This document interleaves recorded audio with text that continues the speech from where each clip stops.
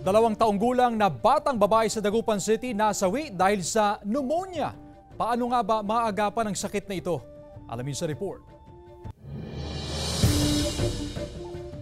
Naghihinagpis ang inang si Marilyn Cabal ng Barangay Lasip Chico, Dagupan City sa pagkamatay ng bunsong anak. July 2 nang makaranas ng panghihina at pag-ubo ang kanyang anak na si Sarah May. Agad nilang dinala sa ospital pero makalipas ang 2 araw, binawian siya ng buhay. Sabi ng doktor, pneumonia yung anak ko. Nag-araw na po. Kaya yun na, wala na. Hindi, malalakas pa yung anak ko yung una. Tapos lumabas mo namin. Nas malawa, balik na uli. 1 taon pa lang daw si Sarah May nang tamaan ng pneumonia. Ang pneumonia ay impeksyon na nakakaapekto sa baga na sanhi ng bacteria o virus.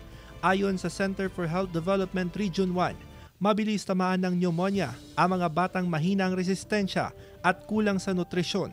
Walang age group na immune sa pulmonya. So lahat po ng mga kababayan natin, bata, matanda, lalong-lalo na yung may mga karamdaman at may mga comorbidities, sila po ay maaaring tamaan po ng bacteria na nagdudulot po ng pulmonya.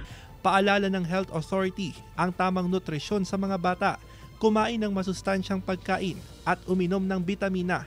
Samantala, ayon sa CHD, bahagi ng National Immunization Program ang bakuna kontra pneumonia para makaiwas sa naturang sakit.